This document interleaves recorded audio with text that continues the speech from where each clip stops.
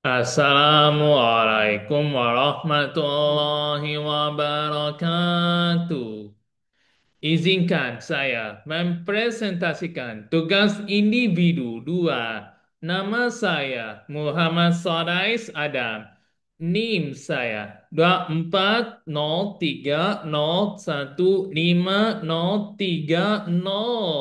Kelas 2A. Mata kuliah organisasi dan arsitektur komputer. Judul tentang latihan soal 2 sebelum UAS. Nomor 1.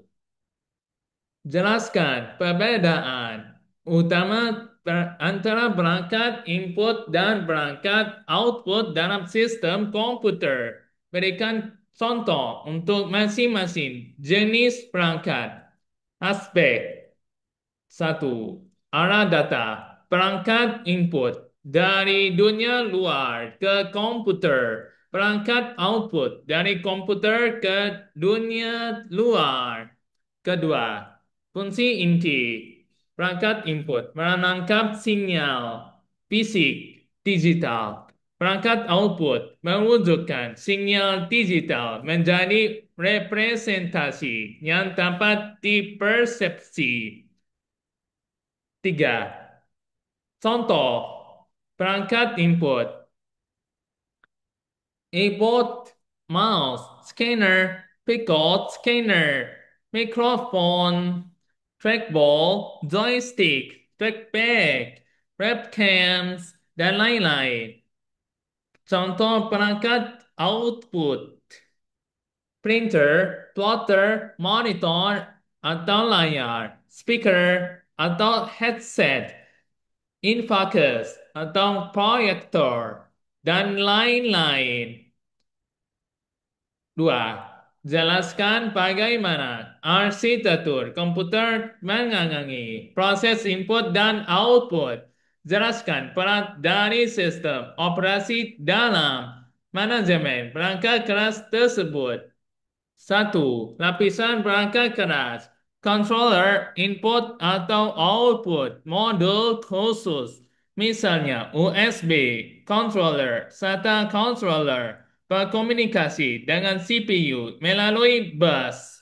Menerapkan interrupt dan atau polling untuk sinkronisasi. 2. CPU dan set instruksi menyediakan instruksi in, out, load, atau store ke map, input dan output atau DMA setup.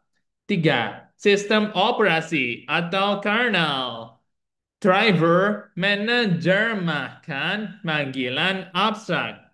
Read or write ke sinyal tepat di controller. Manajemen buffer. Cache menahan data sementara agar kecepatan perangkat lambat atau printer tidak menghambat CPU. Penjadwalan input dan output menentukan urutan akses disk, elevator algorithm, deadline, dan lain-lain. Proteksi dan virtualisasi memastikan proses tidak saling menabrak register input dan output yang sama dan memberi API seragam, file, socket, dan lain-lain. 3. Uraikan bagaimana perkembangan teknologi hardware seperti solid state drive atau SSD telah mengaruhi performa sistem komputer. Karakteristik SSD. 1. Waktu akses lebih kurang dari 0,1 ms tanpa headset. Dampak boot OS dan load aplikasi jauh lebih cepat. Waktu random read ribuan kali lebih rendah daripada HDD. Kedua, paralelisme kanal end-end tampak input dan output, multi-thread, lebih terukur, contoh dipadukan, algoritma, MCQ, input dan output, schedule, learn modern. Ketiga, tidak ada komponen mekanik, tampak, hemat daya, tahan goncangan, laptop atau embedded lebih andal. Keempat, latensi rendah, ditambah bandwidth tinggi, tambah memungkinkan model virtual memory dan swap yang masih responsif, database transaksi kecil, OLTP melonjak performanya. Empat, apa yang dimaksud dengan bus dalam arsitektur komputer? Jelaskan jenis-jenis bus dan fungsinya dalam komunikasi antara perangkat keras. Definisi jalur komunikasi bersama paralel atau serial yang membawa data, alamat, dan sinyal kontrol antar komponen. Jenis utama A. Front side atau prosesor bus, CPU, chipset, AGP, GTL+, B. Memory bus, CPU, RAM, DDR5, LPDDR, lebar dan clock tinggi. C. Peripheral bus. Satu. PSI Express, PCIe, serial lanes, point to point, high speed. Kedua, USB, Thunderbolt, hot swappable, external.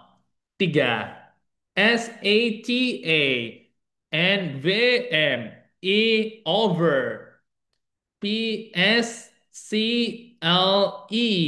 storage. D. Internal bus khusus, I2C, SPL. Pada embedded membawa kontrol ke sensor atau aktuator. E. Backplane atau sistem bus menghubungkan beberapa board atau server dalam satu chassis. 5.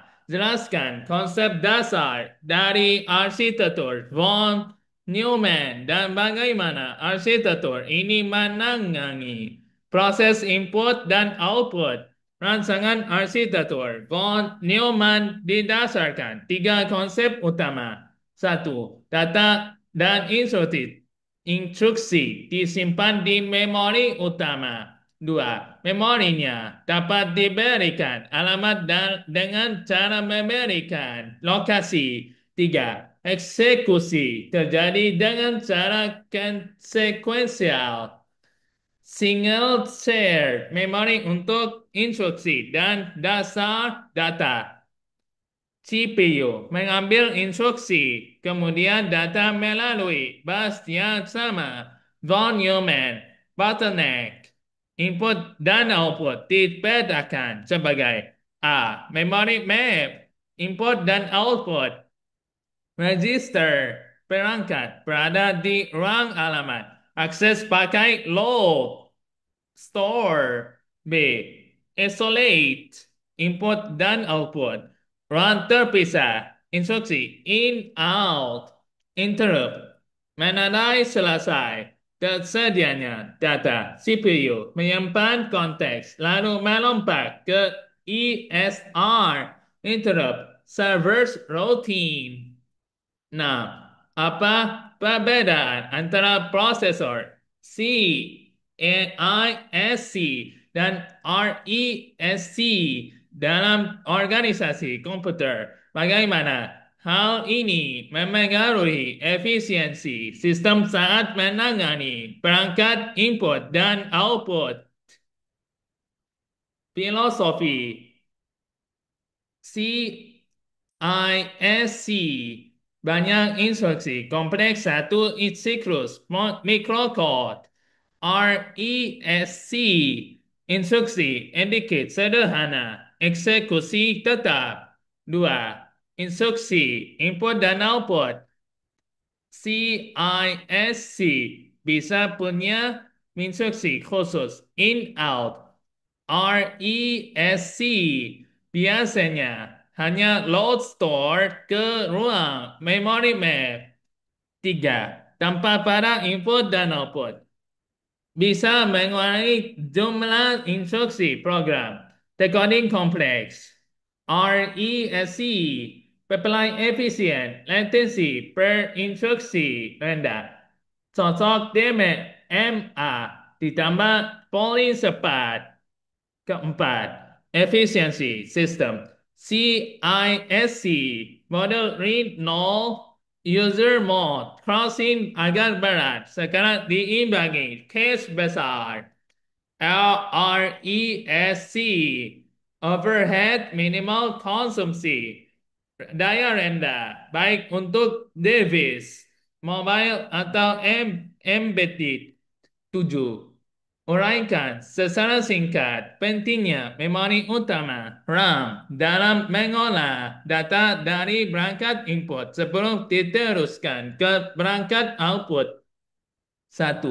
Buffer sementara data dari disk atau keyboard disalin ke base RAM memungkinkan device lambat bekerja dapat menahan CPU.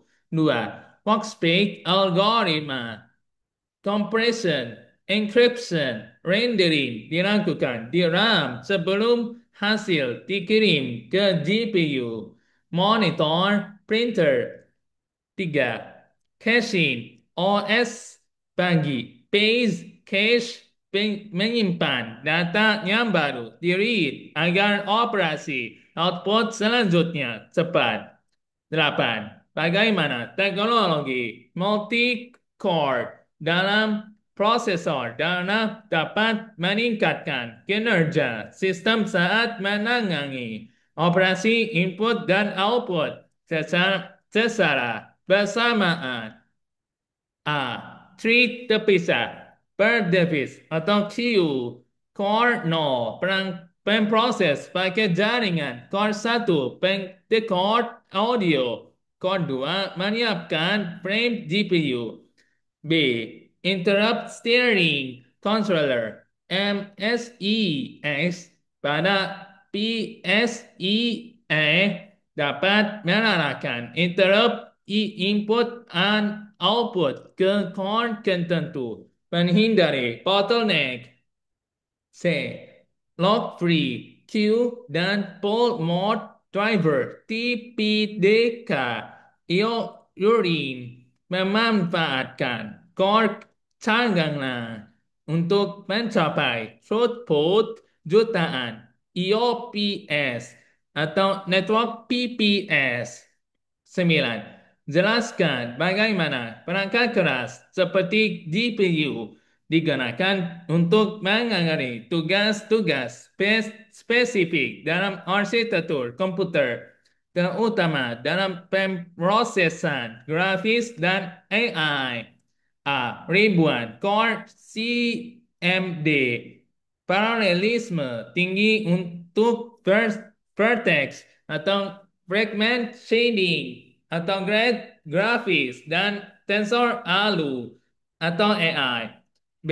GPU, API, CUDA, OpenCL, Vulkan on Compute, offloading, CPU menyiapkan data di RAM, GPU RAM, lalu GPU mengeksekusi kernel hasil kembali via PSEA atau NVLink.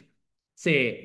Keempat, AI, matrix multiply atau tensor code mempercepat training dan inference, skema memori, qualist, mengurangi latensi.